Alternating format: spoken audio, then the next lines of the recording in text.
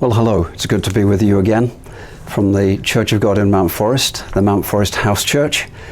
We can't meet all as a whole group at the moment, so we're continuing to do these talks and share them by video and by Wightman TV so that as many as possible can join in the benefit of them. Today's talk I want to entitle, Who Did That? Who did that?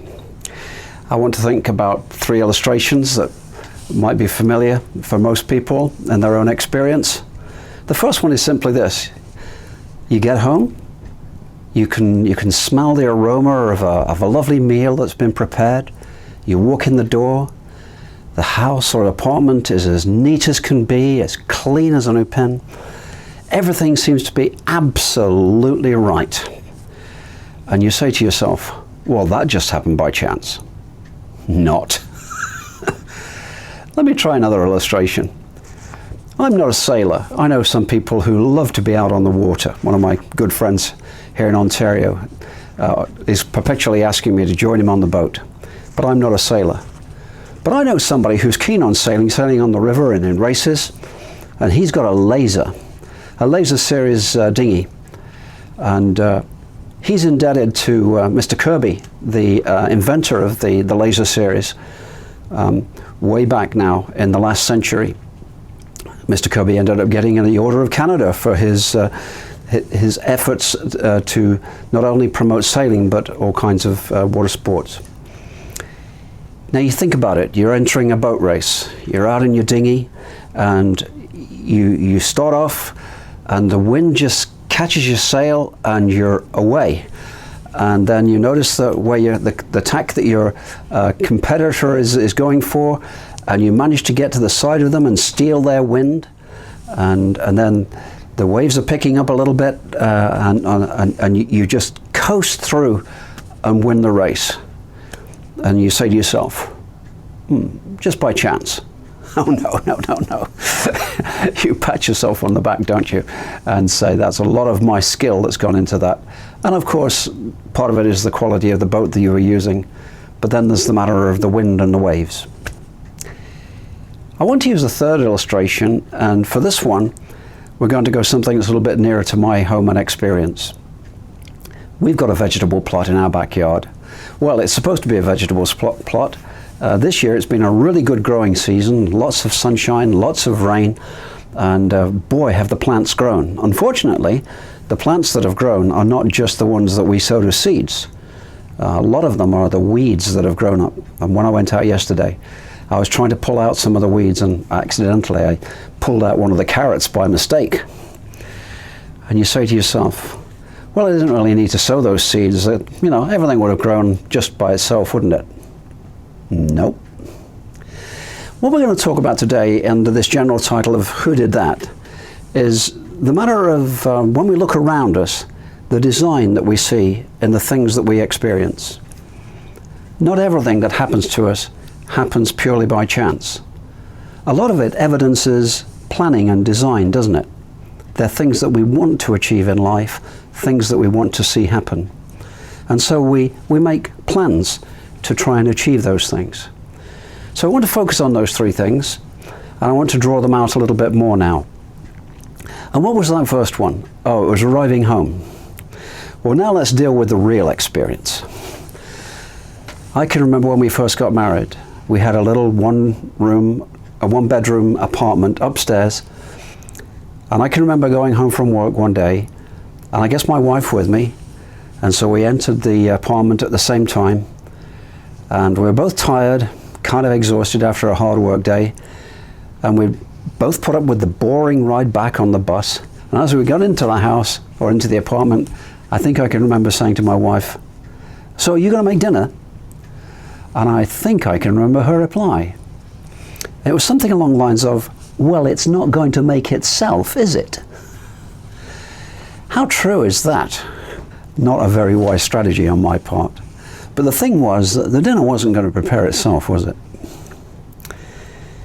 Now that laser series boat, how did that get from the drawing board to be a real boat? And you think about that man, Mr. Kirby, the Canadian, and he designed it, And it took him years to perfect the design and finally bring it into production. And then it really earned its way, didn't it? It's now popular the world over. Usually a one-man dinghy. Sometimes you can get 2 people in, I guess. I'm not skilled in these things, so I don't really know. But I do know that the races are really exciting. I know you've got to be fairly nimble if you're going to do some tacking, getting under the rigging and across onto the other side and everything else like that. There's lots of skill in it. But what about the wind? What about the waves? We know that you plan to be in the race. We know that you improve your skills so that you can be a serious challenger. We know that all of the things that you need to do for that particular day, you've done. But in the end, the wind and the waves are going to have a big determining factor in how the race goes, for you and for the other competitors. Now, how much of that is just chance? Is that too just something that is part of a bigger design? And that's what I want to try and get us to focus our minds on in this little time that we have together now. To think about the possibility that although we are quite prepared to accept that many things in our lives do not happen by accident, do not happen by chance, when it comes to these bigger picture things, the wind and the weather and so on, we tend to start thinking that these are just random events, obviously beyond our control, beyond anybody's control, we might say, and certainly beyond any planning. But is that true? I think if you look into it, you'll find that research into meteorology these days is getting very, very complicated. Weather patterns are becoming more predictable. They say that they've got reasonable accuracy out to about 3 days here in Canada. Maybe in other parts of the world, the weather is less predictable than ours, or more. But it takes a lot of complicated mathematical application to work these things out. Some people talk of the use of fractals. I don't know if you've ever studied that. You don't do it in, I can tell you from experience, you don't do it in grade 3 math. I'm not sure if I got beyond that. But anyways, fractals. The idea that although you may not be able to derive all of the variables in a very small picture, if you broaden the picture out, you might see things that you don't see in the small focus. And then you can work out what's true of the large and factor it back into the fractions or fractals that compose it. And then you can manage those variables and start predicting them using certain assumptions. Chaos math, other people call it. Quite a complicated subject. Obviously, you don't need to take lessons from me. But meteorology is beginning to become more of a science than an art. It used to be that it seemed that people just sort of put their finger to the wind and said, well, it's blowing from the east and therefore it's going to be cold. But now the science is getting there. And we're finding that there's a lot more about it that isn't just chance. It's subject to analysis of patterns and developments and trends. And so we rely upon our daily weather forecast, don't we? We tend to think of things that are complicated as being sort of just random. But in actual fact, maybe our minds have just not taken in all of the necessary detail and made sense of it. One of the complicating things that people think about these days is how we got here into this life and what's going to happen afterwards. And Jesus, when Jesus was here, Jesus was a fantastic preacher. You can read what he says in that wonderful library of books, the Holy Bible, it's called by Christians. An Old Testament and a New Testament and all sorts of accounts in the first part of that New Testament, the second half of the book, where it talks about the things that Jesus began to do and to teach. The Bible makes it very clear that Jesus was no ordinary man. He had no ordinary birth. His life, although in some respects ordinary, was really strange in the fact that nobody could report ever seeing him ever do anything wrong or even say anything wrong. So the Bible is very clear about that. He was a very different kind of person. But not only was different because he was a human being that displayed these amazing characteristics, but he was able to do miracles that other human beings couldn't do. And so the Bible makes it clear again that he did that because he had the power to do so, because not only was he a real human being, he was truly God. God who's outside of the realm of our normal existence, had entered it and become a man, the man Jesus Christ. And that explains a lot. Some of you might be puzzled by the statement that Jesus Christ is God. Some of you might doubt it, but I urge you to read the New Testament of the Bible for yourself. Check me out on some of the things that I say. Make sure that they're validated by what that book says. And then think more deeply about who God is. How would you define God? And how can Jesus fit within that definition? Now, I said that he was an amazing teacher. One of the things that attracted people to him, to listen to him, was that the examples that he used were so relevant to them, so everyday.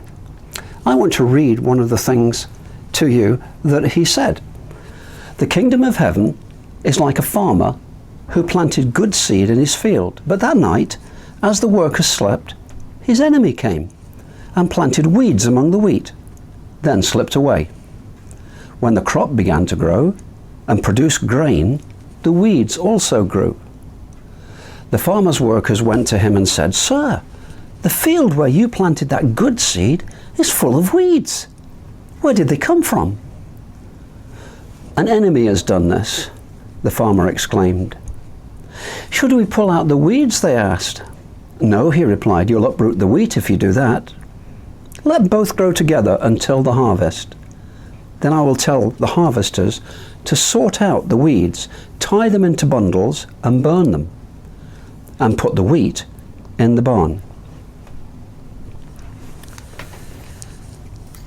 I'm reading that because I think it's relevant to this general title of Who Did That?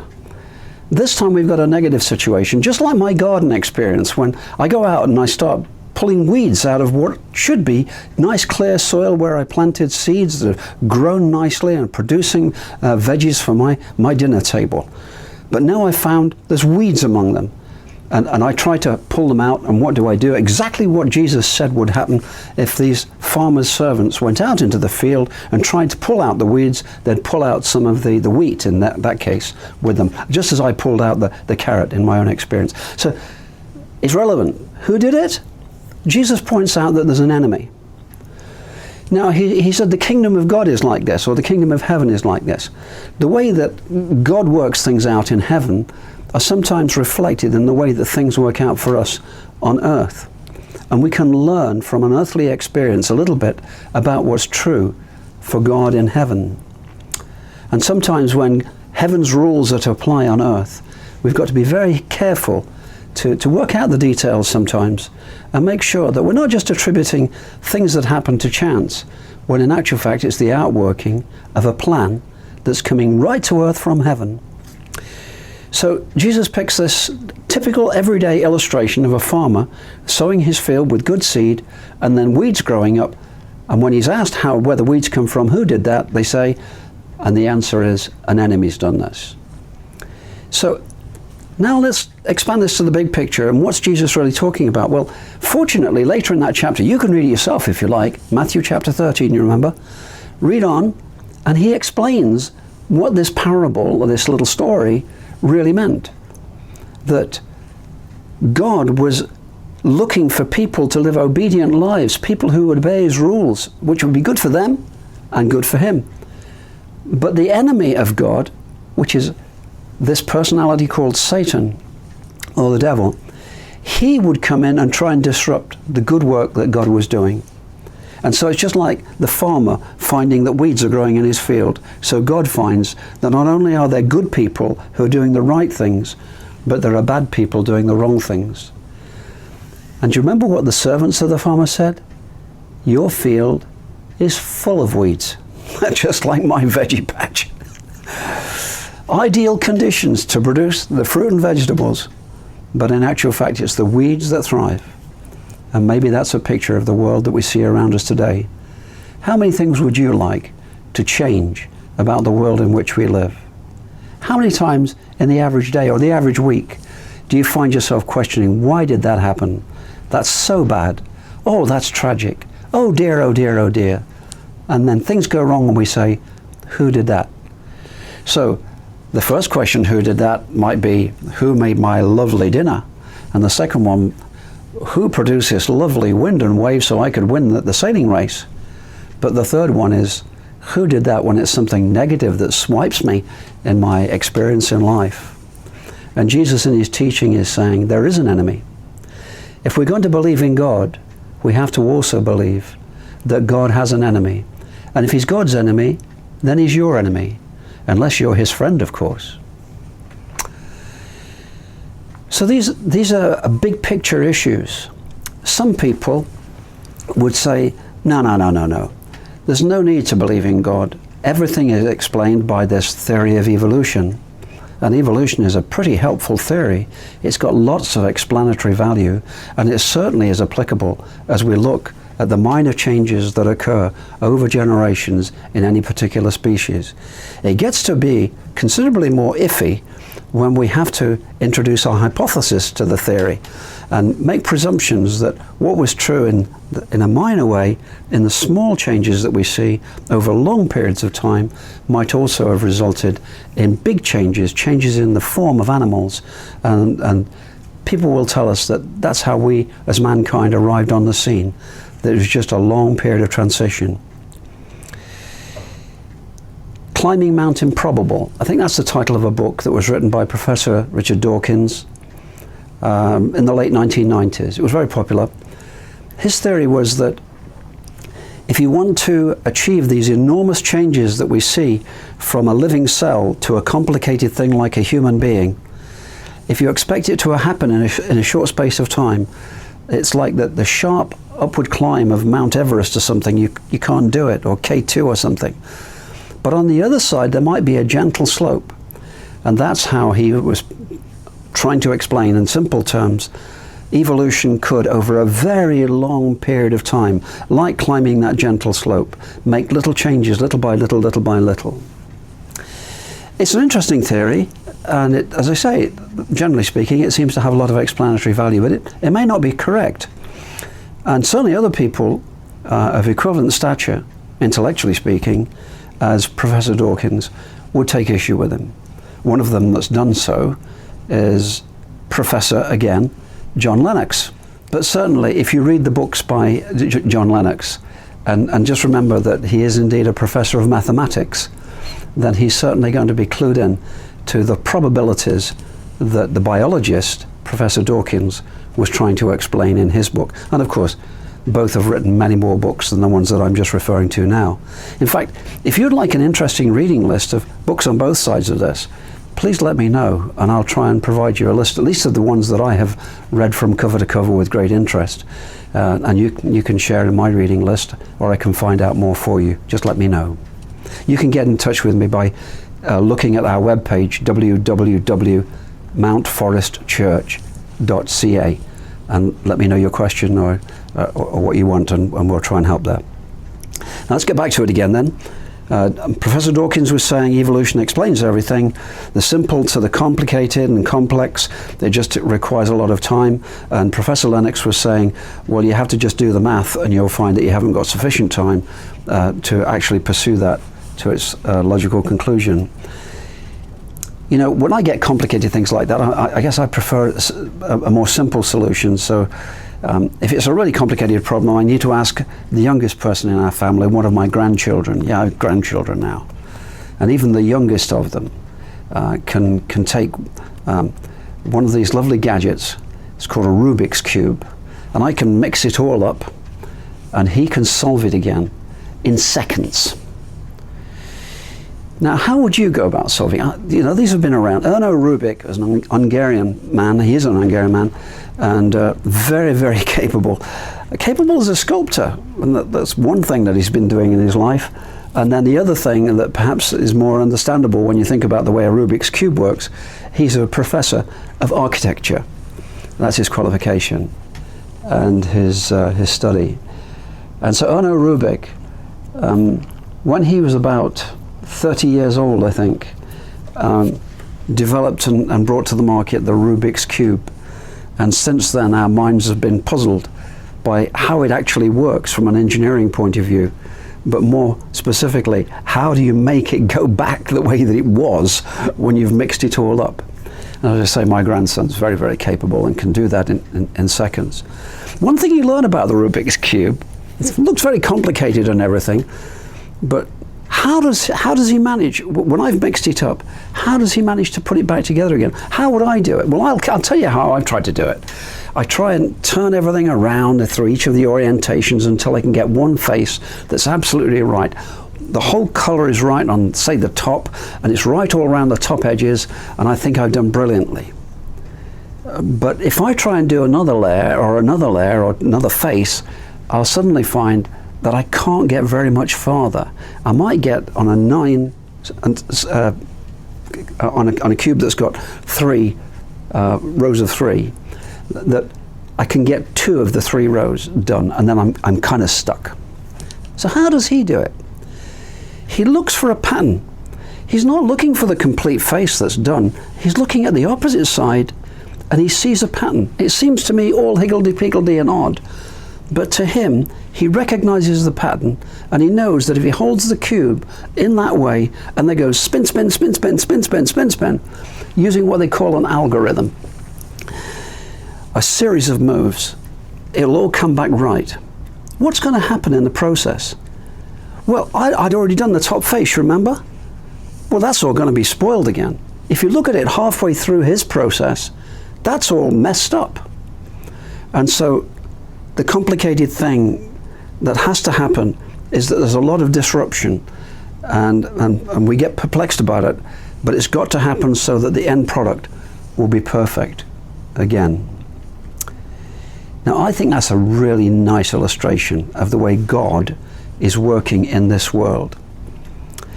And that's why the illustration that Jesus used was so appropriate when he talked about a field and good seed going in, just like, starting off with the cube that's just perfectly right. And then after a while, everything gets disrupted and it seems to be all wrong. And what we're going to do about it? Well, you've got to have some disruption before the perfection can be achieved again. I think you'll probably relate to that in your life. There are things that have happened to you, probably not even so long ago, and you wish that they hadn't happened, but they have, and now you've got to deal with the reality of it. You may come out and you might say, I'm a stronger person for that experience, or you might regret it completely. But it's part of human life and existence. We're very complicated. Things are happening as if by chance, but in actual fact, they're working towards a known end result. A known result, not a result that we know, but a result that our Maker knows. When Ono Rubik invented the Rubik's Cube, he knew how to make it all go back together again in the right way. He designed it so that that was possible. And we look around us and we say, the complexity of human life, if it's not explained by mere evolution, then is it the handiwork of God? And is it being opposed by an enemy of God that's disrupting it from day to day, from day to day? Well, that surely is the case. And so just to wrap up, what we want to consider today is who did that? Who brought into being this plan to bring us from being just living cells to complicated human beings in an environment that's so complex and complicated, and even our best math can't describe all the complexity of it, but it seems to be driving to a conclusion. And Jesus says, leave these things alone and I'll fix it all at the end. Now, do you want to be part of the population of weeds in the garden, or the population of good plants that produce the results that the person who planted and sowed intended? So just in this last 5 minutes, as we wrap up, I'd like to focus on what the main points are out of what we've been considering together. The objective of these talks is not to provide all of the answers, but rather to make us all think about what it is important to think about. And so what we've been doing is developing a series of questions in our mind. Have we taken too much for granted that when we've been told that everything is just a result of random events, that in actual fact that might not be the case? Have we fully considered the alternative, that we're operating in a world, and in fact in a universe, that is very largely typified by orderliness, and by design. Right from cosmology, right through to microbiology and quantum mechanics, the only way that science can be done is by the application of the rules and order that we find embedded in the universe in which we live. From the largest scale to the smallest, we can determine what are the rules that apply, and then we can do scientific analysis to discover more information about our subject of study. Now, that's very handy, but what that points to is that we've got evidence of an order, we've got evidence of a design. Richard Dawkins would say apparent design, but there's not really much difference between apparent design and design, it seems. And if you've got a design, then the question that we must leave with each of us to consider is, if there is design, is there not a designer? In just the same way, in our first three illustrations about dinner being found on a table, there had to be a person to make it. A sailor dependent upon his skill and talent, and at the same time upon the right weather conditions, whether that also evidences an order in creation, in the world around us, that we can actually research and discover more order to it. And behind that order, is there not a person that has placed these things within our grasp of our intelligence to understand and to develop our thinking about? So these are the things. Jesus was here and he picked very simple statements that people could understand. A farmer planting a field, and everybody knew that it was not haphazard. Planting is a very orderly business, and when weeds arrive, that's disorder. And so there's a contrast between order and disorder. We wouldn't be able to recognize disorder unless there was an apparent design established by the principles of orderliness that we see all around us. I want to leave you with the words of a poet. When I look at your heavens, the work of your fingers, the moon and the stars which you have set in place, what is man that you are mindful of him, and the Son of Man that you care for him? And at the end of the poem, the psalmist concludes, O Lord, our Lord, how majestic is your name in all the earth. Can we just challenge ourselves as we go through the days and the weeks ahead to just give careful thought to what's going on around us, to not be so easily misled to think of everything as being random and just purely happening by chance, but to see behind this rule-driven universe in which we live the design of a designer, a God who is all-powerful, outside of the universe, beyond the universe, but has entered into our experience and wants to have a relationship with us, his creature. Can we see it as reasonable that if such a design includes our ability to communicate, then any designer who gave us that ability would surely use that ability to communicate with us? Are you going to look for opportunities in these days of this week that lies ahead to give God the opportunity to communicate with you? How would he do that? Well, he might open the heavens and speak to you out loud, but one way that I'm pretty certain he will do it is if you open your Bible, the Holy Bible as the Christians call it, and start reading it and listen for God speaking to you from the pages of that book. If he is the God of order behind all of this orderliness we see around us, then surely it's not at all remarkable that he should have left a written communication that we can easily access and find out more about him. In the New Testament, there's a verse that says, when a man called Paul, who God had sent to bring a message to people around him, Paul was told to say to them that God had put it into the heart of man to seek God, if perhaps they might find him. May that be your experience this week.